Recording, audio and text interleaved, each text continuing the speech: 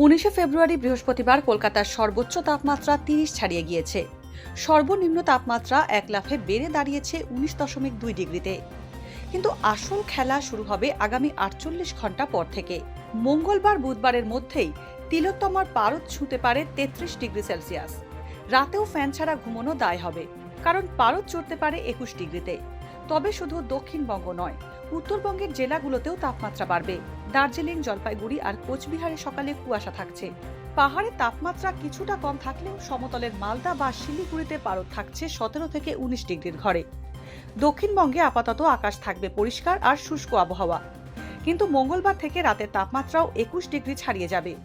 অর্থাৎ সব মিলিয়ে লেপ কম্বল আলমারিতে তোলার সময় চলে এসেছে।